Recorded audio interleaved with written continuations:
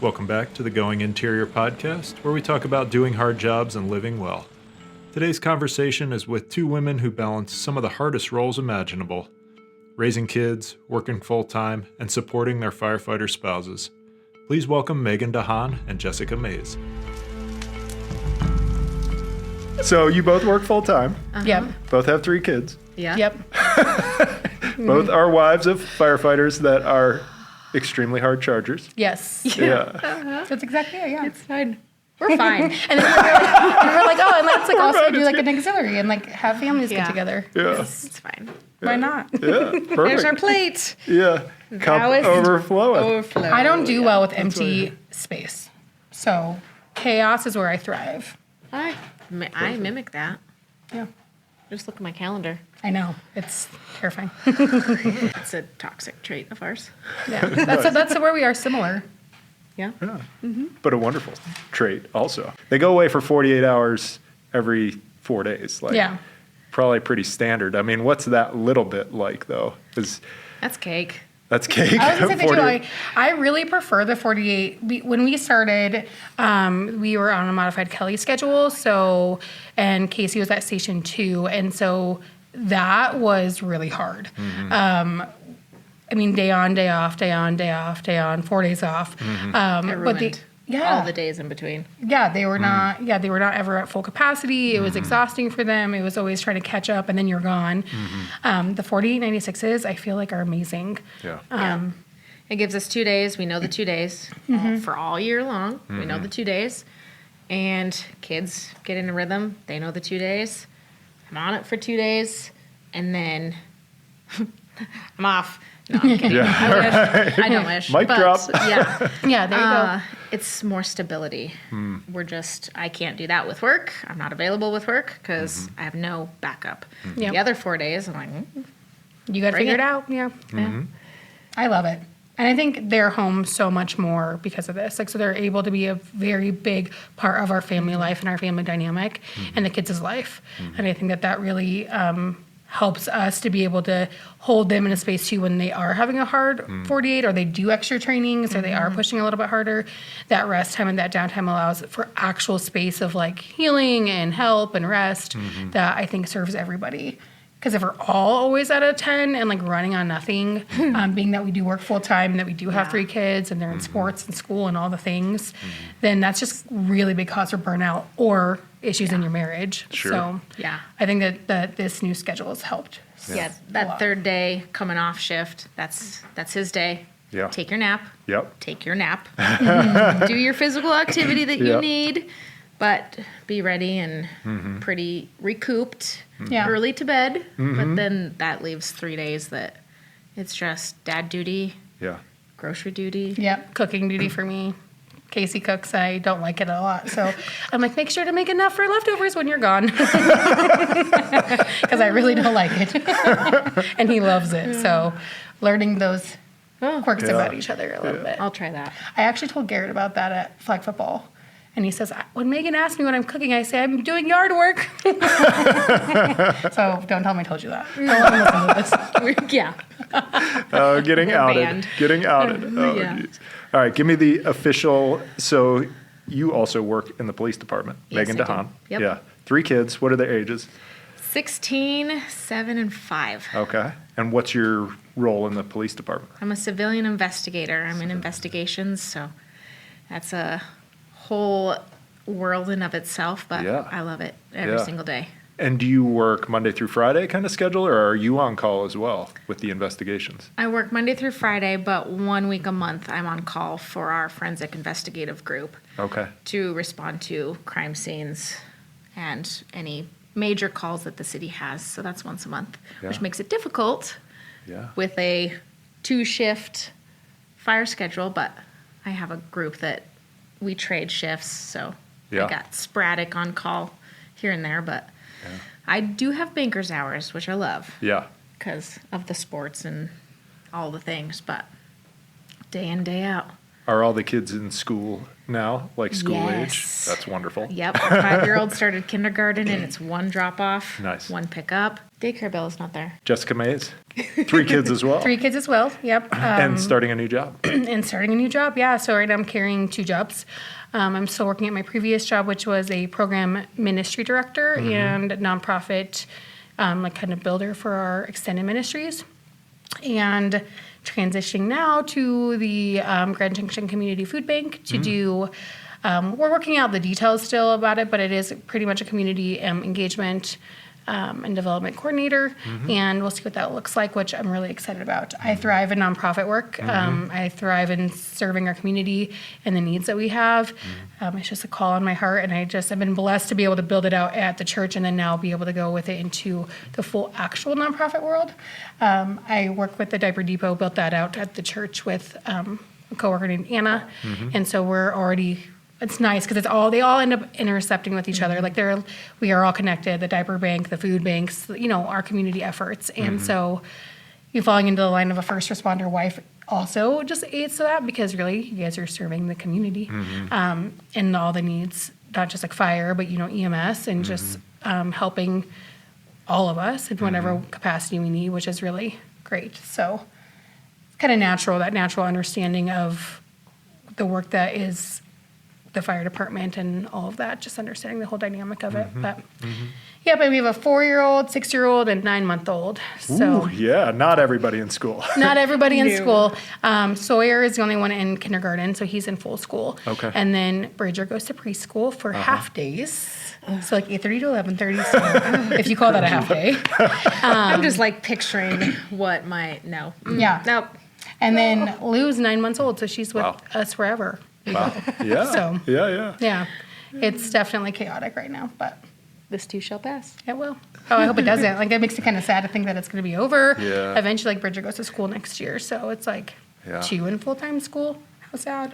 The dog does not watch the 9-month-old, I'm guessing, while everybody's at work. No. Well, luckily, both of the jobs that I'm serving in kind of have flexibility and Nice. like family value. They do allow that kind of flexibility. Like the nonprofit world just has that structure a little bit. So that's been really great. Otherwise, Casey, like we kind of I'm able to plan my schedule around his 48. Okay. So usually I'll try to take those days off as my weekdays off, not being able to work or Yep. limited. But then his parents live literally 5 minutes from our house. Oh, nice. Yeah. And they're insanely hands-on and wonderful. And so they just absorb whatever Yeah. we need if we can't, between our 2 schedules, facilitate it. Super helpful. So great. So when you have soccer practices at the same time, 2 different places? Yeah, when I had flag football, I had soccer practice literally happening Yeah. 4 minutes from each other, but not at the same location. Yeah. Alma and Papa. Yeah. We'll bring them if Casey's working. Yeah. Yeah. Or we Yep. split and divide and do that. Yeah. Shout out to all the grandparents Yes. and helpers out there. Amen. Yeah. Yes. It's- Well, yeah, It's a village, you have for a 16-year-old driving babysitter now, too, which is her Yeah. oldest. Yeah. So that's helpful. Still no kids in the car yet. Oh, dang, I forgot about we that. held, Well, we held firm, and she was like, lame. yeah. Yeah. But still, Yeah. helpful. February's coming. We're all counting down. Yeah, but she is driving. That's nice. Well, tell me a little bit about your backgrounds then and what brings you to this point professionally. How did you get into law enforcement? I went to CMU here Okay. locally, and I applied. Well, I had a roommate at the time that was applying, and I was kind of like, oh, what are you applying for? And she applied to be a civilian on patrol, a police service technician. And it was the only job description that didn't have an age limit. And I was 20 at the time. Wow. Applied. And I knew that I wanted to do crime scene work since I was like 8. Good old CSI Las Vegas Yeah. really got me.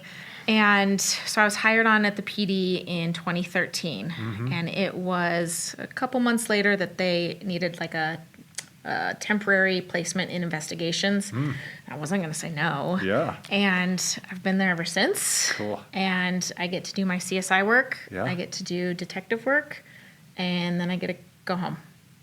So it's the best of That's cool. everything. But Yeah. it's was basically just college application, and I have stayed put. Nice. So they keep me. So You're doing pretty good. Must Yeah. be doing well. Yeah. That's awesome. yeah. Yeah. For me, I did not go to college. I tried it for a little bit. It just wasn't my area. I didn't love it. I didn't like it when I was younger. Maybe I just couldn't stay focused long enough. I don't really know. So I did go into, I've been working since I was 14. So job work was, I just like to work. So I went in and I actually did corporate work in jewelry for a while. And I always have going 4 jobs at a time usually. I just like to be involved. And then I actually really got into ministry when I was 20. I got called by a friend that was like, hey, we really need camp counselors at our church camp or it won't happen. And I was like, okay, I like kids enough. I know God enough. I can do this. Enough. And so I spent a week up on the Mesa and then fell in love and have been serving in youth ministry for 20 years. Oh, cool. And then in the last 8 years, there was an opportunity that came up for me to work in youth ministry as a paid youth pastor. So I took that on with the church. I stayed very involved with the church because of my past. I lost my first husband and child 10 years ago this year. Wow. And the church was a very integral part of my healing and foundational for me. And getting over that grief and working through that grief, I guess not getting over, but working through that grief. And they've been super stable for me. So it just was a really big blessing to kind of have that opportunity to work within the church after they carried me as well as they did. And then from youth ministry, it's just progressed because I like to develop and work. And so moved into program, moved into nonprofit, moved into that. And then now branching out of that from the church into the community more. So, Very cool. Well, that's pretty... big story. Yeah. Both of you. Holy cow. And Casey's obviously an amazing partner and new twist on hopefully helping put some balm on your soul a little bit. That was, I can't imagine reeling after that. Yeah, we met literally 1 month after my husband and son died in a faith setting. Wow. And he is younger than I am, but he came in as this kind of, he's gonna kill me, but dorky kind of kid, and I was okay. And obviously, I was not in a space in any kind of way to absorb or even think that. And we became really good friends. Casey's a very loyal person, so when he meets you and builds a relationship with you, it's he will pour into that pretty significantly. And he was coming back and forth from Fort Collins over here to do an internship with the fire department. So that built our relationship quite a bit. And so after a few years of just really knowing each other and him being a really good friend, he was like, hey, I'm interested in you. And that was really hard for me, actually. I was I'm sorry, no. I'm wasn't even thinking that. I'm never getting married, never having kids, never doing any of that again. So no. But I was also in my in my 20s. I was 25. So I was really still young. And so he was like, well, sorry, then we, I have to, separate from you a little bit so that I can, try to work through these feelings of, loving you initially. And I was like, okay. And that kind of broke my heart, which I didn't realize. So then I was like, maybe I can try this. And really, it was really that. And he was very patient and kind and just, waited through that with me. And it takes a very strong man to be able to absorb, that type of history with someone. And not to mention, I'm very close with my in-laws from my first husband. They're like my parents. And so absorbing his family and, their memory and, their engagement in my life even currently. I talk about my son and my husband all the time. And Casey really does really well with allowing that and giving space for that. And it does take a special person to be able to handle that. So I'm very grateful for him. And I think that also gives him empathy and compassion for things that he sees absolutely in this line of work in a different kind of way, which I'm grateful for. And actually, the Grand Junction Fire Department played a huge part in that, of losing my husband and son, because it was pretty traumatic in the 2 events that happened. And I remember, I actually don't know who it was, to be honest with you, and I really haven't asked. I should ask. But the same person on scene was there at the hospital when we got there with Jason, and then was also there on scene when because it was a 48-hour period. So at my house. And I just remember being the same person, seeing me in this crazy, insane state. And I was just grabbing onto his shirt and I was screaming at him and I was like, help me, what's happening? And he was looking at me oh my gosh, this poor, And I just remember though, it was so for me, now as I reflect back, like relieving to see the same person twice. I know probably not for him, but like for me, it was like I didn't have to explain, and like he just like knew, because in that 48-hour period, it was all that happened. And I just like remember that. And the department showed up at our Jace's prayer vigil. Yeah. There was, the fire truck was there with like lights and stuff, and like I just remember how like impactful that was for me to be like, this is our community. Like they like saw this tragedy, walked with me in this tragedy, and like showed up after, which was like very healing in a way. Yeah. So Wow. so I have a big soft spot for the department, because you don't have to do that. People don't have to go out of their way to love on other people that way. In a professional setting, they can say like, this is where we're done, we're moving on from this, but they showed up after. And so that was huge for me. So I think, which is why my buy-in is so big for Families Behind the Flames, and like to support the job and that kind of stuff. Yeah. Wow. So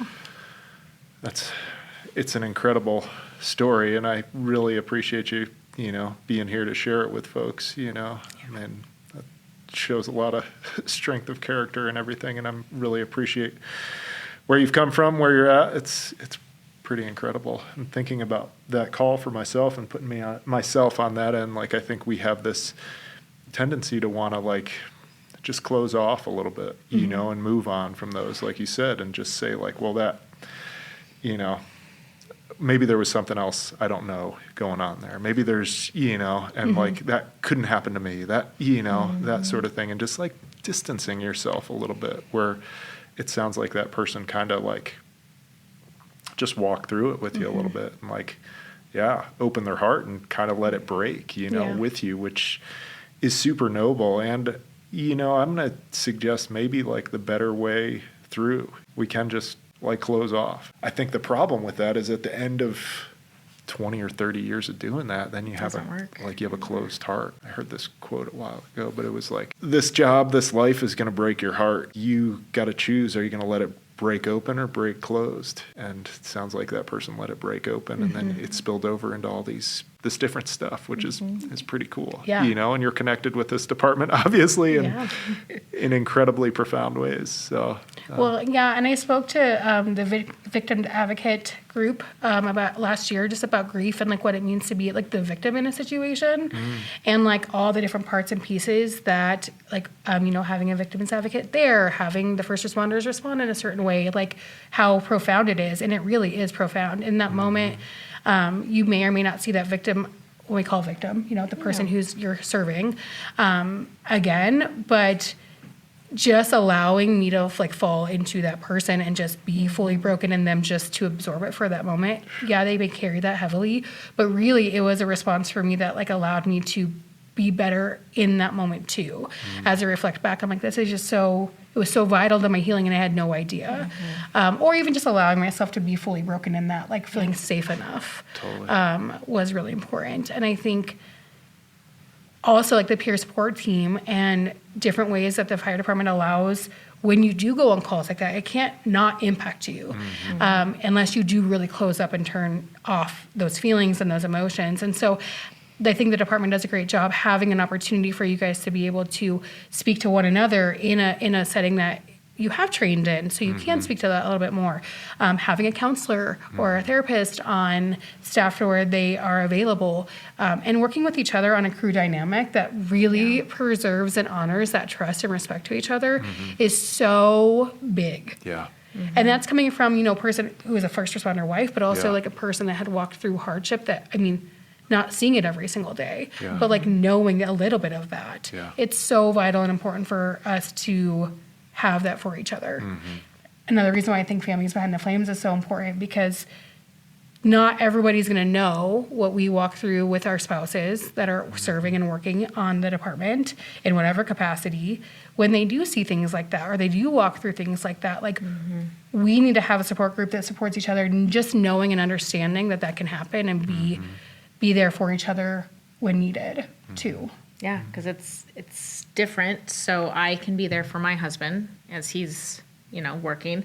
He can be there for me in my job, but he doesn't understand the mom part, the wife part, the feeling alone part, the walking on eggshells part. It's like, okay, I have this connection of other wives, other women. Hey, I'm going to send you a long breakdown text. Yeah. You go ahead and dish back some guidance, some advice, something back. So this group just extends that branch of, I'm going to take care of my husband will take care of me. But there's an aspect that they don't understand. It's the same aspect that, they don't talk to us about some things. We won't understand. Yeah. Like the They have truck their academy. crew. I'm like, cool. Yeah. Okay. Yeah. And it's the Yeah. same, it's the other side of the token of you understand, but you don't Yeah. really. Yeah. And so there's that understanding of we don't fully understand, Yeah. but getting groups, whether that's interdepartment or extra with us, Yeah. it's super important. And Yeah. like healing to just the everyday life heart of this fire life. Yes. Not to go into too much depth, we all have our challenges as firefighters and how we come home. So I'm just getting back from doing this stint in training where I was sleeping at home, which Every you're night. familiar with. Yes. Yeah. Garrett did it just before I did. And now I'm back on shift, which I'm absolutely loving, but I'm also coming home tired and grouchy that first morning, and so trying not to be and getting back in the routine of how do I nap? How do I show up for my family? Yeah. Just and I want to be I want to get home at 8:15 and be all right, I'm the dad and the husband I want to be, but I'm not always, try as I might, how does that impact you? And what have you, not to say they do it any different from me, because I'm guessing we all have our moments, and after 48 hours is one of our moments where it's hard. We have very definitive conversations of what are your expectations of me? What are my expectations of you? And so when he was transitioning from the training home every night, dinner every night, to that, I really had to ask, you have to be honest with me. When you come home, what are your expectations of me as the wife and as the mom? Do you need a breather time? Do you need a nap? And I took what he told me. I have to trust the overthinker that I am. Well, maybe he'll feel this way. I had to take what he told me as the gospel, and if there's an issue, he would have to tell me. And he just needs good family breakfast and then nap.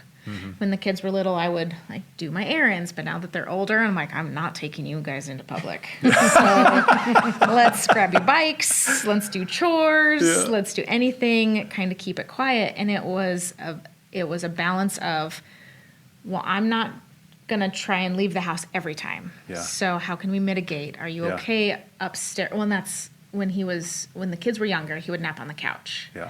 And I finally said, I can't do this. Yeah. I feel like I'm yelling at the kids to stay quiet. Right. I'm not a quiet person. And so we're feeling bad, and then you're not getting sleep, and it's just going to be cranky. So we established the nap upstairs. Yeah. The kids let him have that. And, he just asked, no appointments, no really busy schedule that first day. Totally. But anything after that, then it's, okay, what do you need from me these 3 days? And it's not typically this long, drawn out honey to-do list, but it's well, there are some things that I cannot handle during my day. But it was that conversation of, what do you expect from me? Because I can't read your mind. And I'm going to call it conflict, but anytime I have a conversation with my loved ones at all, I'm uncomfortable. Yeah. So it was a conversation of, okay, he expects this from me. Not in a mean type of way, but it's just oh, okay, now I have here's my box that I like to stay in. Making the needs a good box. Yep, my check boxes, and any issues after that we can talk about. Totally. But it was just clear expectations. He can't read my mind, I can't read his. Yeah.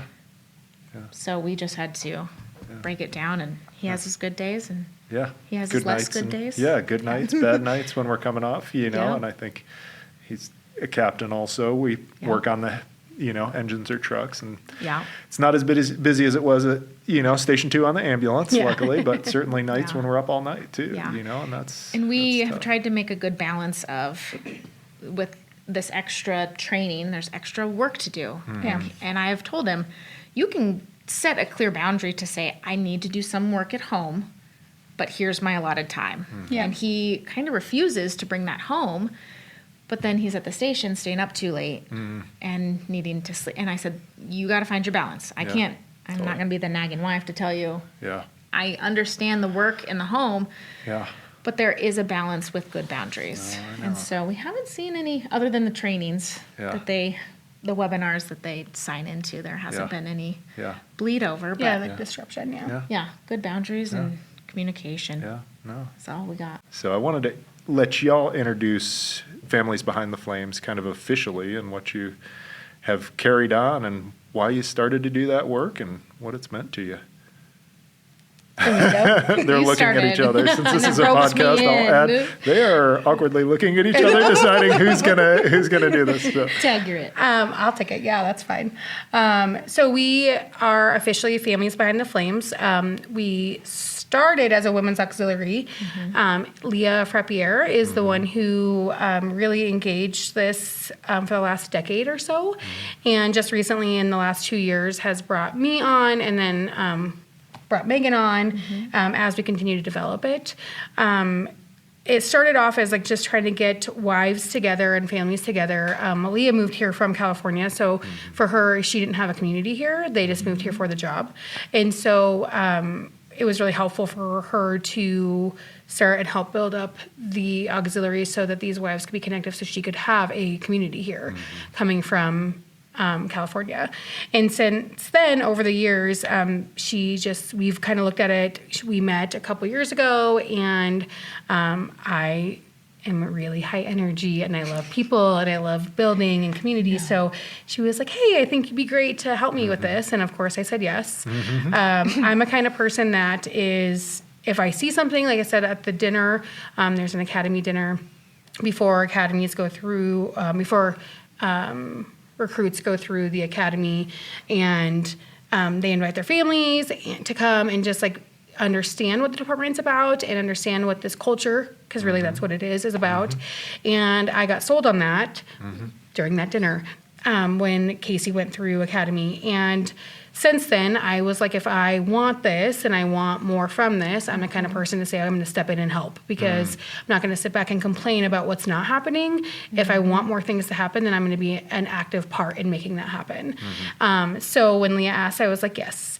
And so I like a lot of, maybe not structure in my life, but when it comes to work, when it comes into work and development and things like that, I love like building out a structure and having teams and having reason behind it. And so Leah and I spent a lot of time kind of building out what that could look like with the activities and academy and events and the local 2808 and the union and the Firefighter Foundation. There's a lot of parts that I think a lot of people do not understand. With Families Behind the Flames, we wanted to give them an opportunity to understand these different parts and how they work together. We wanted to be able to communicate very effectively to the parts our families could be involved with, because initially for me, our spouses that are working have kind of another life, right? They live and break bread and see trauma and do this work together on these 48-hour shifts.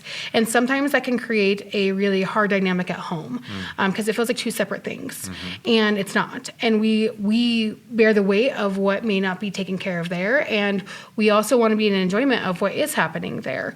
And then, we have the union local 2808 that comes in, and they offer another part of this job that is security and understanding and a different type of foundation to support our firefighters and our spouses and our EMT workers and all the people that make up the Grand Junction Department. But then they also offer an opportunity of events. And so how can we partner and how do they give, and to understand that instead of just being like, here's a volunteer list, sign up. You have no idea why, but we want you here. We thought it important to start building in the communication of why these are important and what they do and how it affects both sides. And so, we started building it out. And as it's been developing over the last 2 years, even more like this, we asked Meghan to be a part of that as we have a 3-chair group. We have us who are active chairs, and then Leah who, as we continue to build this out and what this looks like, is initially what we would call a post chair. She's still a huge part of it, but she's now teaching and training She's our guidance. to kind of do more and be more of this main part. And then eventually we'll do the same thing in rotation, because moving leadership is really important. Getting people involved is really important. Not having one person handle and run everything for long term, I believe, in what I've worked in, is very healthy. And so allowing that transition and movement and new ideas and new people coming in will only build this to be a stronger community. And we're not essentially our own nonprofit yet, but that is a goal for us, is to be under our own 501c3 as the Families Behind the Flames, so that we can raise money and serve our families in that kind of way that they may need as well. So, Yeah, and it was an easy yes for me. I had gone to all of the women's events, all the bunkos. I loved that social aspect. In the last several years at the PD, being on the wellness committee and the employee recognition committee, I love to pour into my officers and detectives. And really, I can't directly pour into fire, but this was an easy in for me to say, I'm going to pour into the families.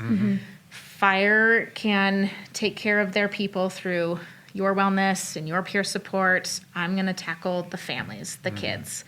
So that was a really easy yes. And it was really cool to come in before the name change, because the name is from another firewife. Yeah. The logo is from another firewife.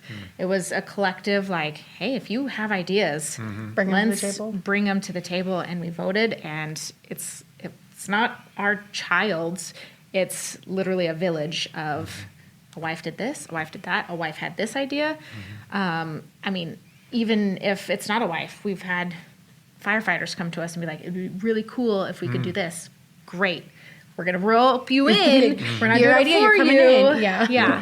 But we can logistically bring that idea to fruition, because he wants to do it for his kids and the kids of others. And we joke like, oh, it'd be a 18-year-old recruitment mission. We're like, well, We can make it happen. we can make it happen. Yeah. So it was really easy for me, because I like the touchy-feely component, and it balances out my home life, because husband is not so much. But it is great for me to pour into this as a quasi participant in the fire or the police realm, also to take care of those families and wives, and this one. So we do the events, and the concept that we have at the PD is, if we reach one officer, if we reach one person, we've done our job. Right.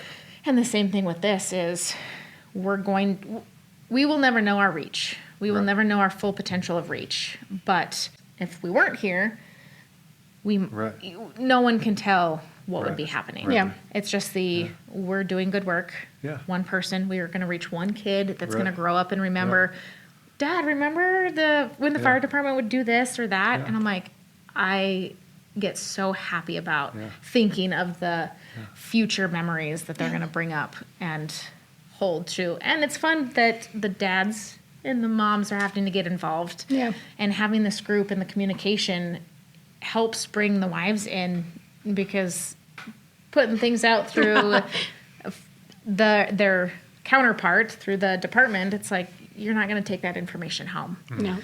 I mean, They don't do well with that sometimes. and to be fair, either do my officers. Yeah. And the wives will be like, I had no idea that was happening. I didn't know that was happening. I'm like, well, they don't bring things home. Yeah. So it's just full circle, bringing them in so that everyone can be in the same circle. Yeah, and a big part of the shift too, I would say, is important is like the families behind the flames aspect, because we recognize that usually and in other places, or how it's been happening before, is it's a wives group.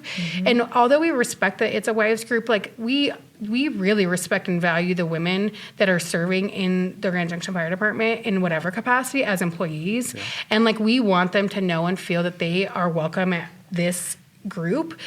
We do focus more on women and children than we do like the males of our our spouses or employees, just because they have their groups honestly pretty established and crew-wise, and the dynamic and the percentage is so high in the department for that.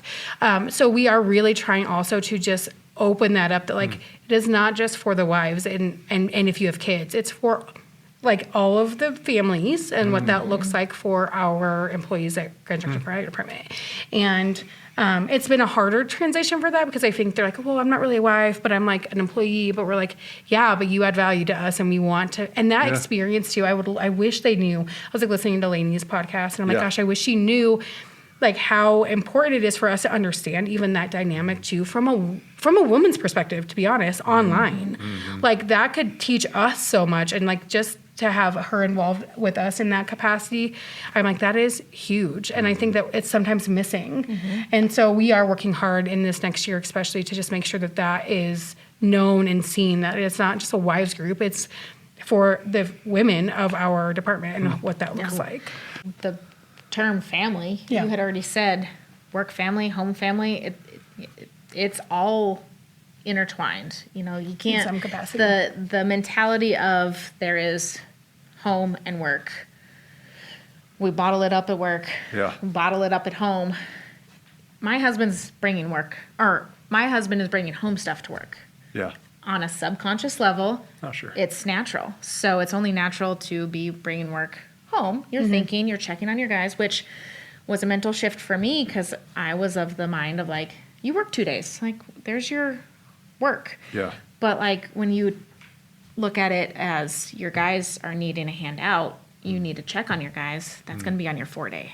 So I really had to like, okay, it's no longer work and home life. It is work, home, family. Well, they become friends. So they're like, if they're going to be on their 4-day, they're probably hanging out with the different friends coworkers that they have, like a mountain biking or whatever it is they're doing. I'm like, and naturally that's going to bring work in your home life. Like that's just what it is. So the concept of family is all blood family, family, added an extra L in there, and work family. So it was very powerful to have that name change by one of our own, and go forward from there. I heard this story a little while ago, and I think it was analogous to what you're talking about. They were saying, like, a lot of times we compartmentalize our time. Like, we're really busy, and we're saying, oh, man, I need to set aside time for my family, you know? And what if, like, and that's separate from my, like, personal time or something like that. And what if that's all, like, I don't know, if we can enjoy that all as kind of one, you know, and it is a little more fluid. Not to say we should neglect any certain points of our life, but just that recognition of the enjoyment that can come from that and that connection that can come, you know, and maybe that's a good thing. Tell me about the connection. Like, for y'all lived here before your partners joined the fire department, but tell me about that connection that's been created maybe for some of the people that are moving here new. What does that look like for a family and kids? Like, how do they experience the fire department and, you know, the Western Slope in a heightened way because of the work you're doing? Well, I have a perfect example, actually. We had a brand new guy off of academy, like this last academy. They just had a baby, And I was like, okay. Literally, Casey's like, hey, this came through the line. Because, I mean, Casey's opposite than I think Garrett is. I'm like, you're telling me it's not what I think, you can. we know. I'm a pusher. I'm like, what's happening? What can you give me? What information? We got to develop this. I need an inside scoop of like what you're allowed to tell me. Like, if there's a baby born, please tell me so that as the family's behind the flames, we can honor, recognize, and support that family. Because sometimes if they don't know our email or whatever, we're not gonna know that. And so he's like, okay, there was a baby born. I have no idea who this person is. I've never heard their name. And I'm like, what? So I'm like, okay. So he gives me the name. And I'm like, okay, he's not online officially, I guess. He's like, I think he's on Green Crew now. I'm like, he has to be like brand new. So I'm like, okay, going through my academy papers, because we have them sign up. We show up to the graduation. And so we get their contact information. So sure enough, I found them. And I'm like, oh, there's their last name. And so I go out of my way. I reach out to them. Yeah. And I like text them personally. And I'm like, I tell them who I am. I'm like, we've met briefly. We heard you had a baby. We are just like so over the moon for you, and we want to serve you and what you need. We have no idea if you moved here. We have no idea what your community looks like, but we want to be a part of that. And so, and this family was like, that would be super helpful. We offered to set up a meal train and send it out to our families. We have a group, Facebook group. We also have email and newsletter that we can put that information in. And so then we can respond. And honestly, like that's what it takes, I think, is there might be a small group of us doing a lot of the work, but it really is the response that our other families want to do in order to build these relationships and retain people. Because I think that is another big mission part of us is we are tired too of like going through employees, right? We don't want that. Our guys don't want that, the training. It's better to have really rooted people in whatever job you have and like whatever you're trying to build out. And families are huge in the retainment of employees and the community. And so, you know, we reached out, did this meal train. They were like so grateful for it. And then they got to meet people that way. Like all these people signed up. They have no idea. They're just brand new. They know their academy and they may know one or two people. And they're like meeting a lot of us. And we're like, hi, here we are. This is who we are. And she wrote me and was like, honestly, this has been so touching. I've never felt so like involved and like welcomed. And she's like, so I just like really appreciate that. And she's brand new. And like, that's how we want everybody to feel. Unfortunately and fortunately, a lot of our team members are of the same crew. Just that's how it worked out. And so we try really hard not to always have it on like a green crew, like where they're often they get to be involved. We try to balance it between all the crews. Sometimes you get caught in your own crew group too, right? Like you just, that's what you do. But like there's so much more out there. I mean, I have built relationships now with our group. Like our connection's so great. Like I had no idea. I would have not met them otherwise. I would not have like built a relationship with them. They're all on different crews, all in different fields of work, all over the board. And like some of them are becoming some of my best friends. And Meghan being one of them, honestly, like I made it. You're in. Well, now I'm texting her and I'm like, hey, we're doing flag football. You have to sign up Elena because we are to be on the same team so that we can hang out and like our the schedule works together. And so that's like what's building is like you just naturally start to become a family outside of your family. And so all of these little pieces and parts, they're a big part of building that relationship. It's all about building the relationships. And relationships take time. And so having these different pieces and parts, walking in a parade together, experiencing that with your kids and their joy. And you have like aunts and uncles that may or not have kids yet on the department that are throwing them up on their shoulders. And like, that's the relationship building. And so that really is the key. It's just like all of these events put us in different places and do different things together, like team building, to be able to build up relationships that will last. That's cool. And I love the fact that, you know, we are spearheading the plans for our family of the pumpkin patch. Garrett comes home and he's like, are we doing that? We are. You know you want to do We are. And guess what? It doesn't matter what you think because we're going. And it's your kids that are going to benefit. And we did it last year. And, you know, I force him to go, and he comes out with this big grin. I almost did the bleep. Big grin. And I stopped him. I'm like, wait, what is that? Are you happy? Stop it. Did you have fun? And it's funny because the kids are getting older, and they're going to latch on to these memories. And I'm like, I'm not making you go, not making you, but I'm not making you creating this and saying like, this is a non-negotiable for me. Like, yes, I'm going to enjoy this whole thing. But we want to. But it's for those three. It's for the teenager that is like, oh, it's my Jessica's mom really cool. Me hang out with her. She would say that. She does say that. But it's also for the kids to be like, oh, it's not just my mom going to all these events because I am very much of the, I don't care if Garrett's on shift or not. I'm going to either have my kids or I'm going to get a sitter. So I've taken that stance, but a lot of the times it is the kids with the mom because you are all on shift. And so when you're off shift, we're going to do the things. Not for my benefit. I mean, I get a kickback out of it, but for the generation that we're raising in our home. So to have these events, it's so fun for me to see the husbands getting dragged along, whether they're willing or not, but it's like, you are here. You're creating a memory. Your aunts and your parents get to see you having pride in this, like, environment. That's my favorite part, is when I see the husbands are like, hey, we're right here. I wish more of the guys would buy into the Families Behind the Flames. I think what I've seen over the last 2 years is that when, and anything, honestly, like if a fellow firefighter, captain, engineer, chief is the one pushing it, the answer is yes, more likely. And we've had a lot of that resistance because, I don't know, maybe they are tired, they don't want to be involved, but when they do come, it is pretty impactful. Yeah. So I'm gonna. That's my tagline. Get involved. Say yes. Go with your wives. Go with your wives. I like it. Yeah. Nice. Two things about. I think it's awesome the connection you guys are creating, the memories you're creating for folks, stuff like that. And I was thinking a story when you mentioned that new family having a child. I'm guessing it was the same family, but we spent some time over. We took the whole engine over because he was with us the 2 days before his kid was born, and Mom had an appointment with the doctor, and we went over and hung out because it was important. She was already late, and they needed to know what the plan was. So I think those little things, though, it didn't take long. It was a short time out of our day, and how impactful that can be.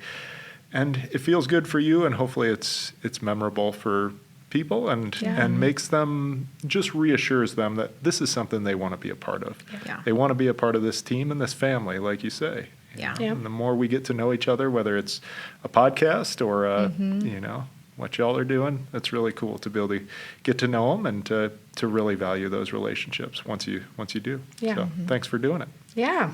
We just have amazing people, and the talents and gifts outside of the department that these people offer is incredible too.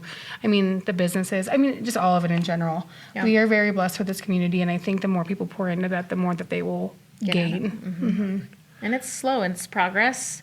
This year will be better than last year, and next year's gonna be amazing. Yeah. I was just meaning this year. Like we still got months. We got our busy months true. coming up. All right, last words. Any recommendations for somebody who's joining the department?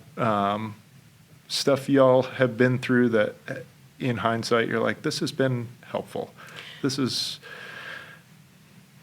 might be something we would recommend. Some words of wisdom. I would recommend just being open. Don't be afraid. Get involved on different levels. Honestly, I don't know if this is good or bad, but I would say show up to the station a couple of times and get to know your spouse's or your counterpart's workspace and feel comfortable there. That helps to create the dynamic where you can build a relationship.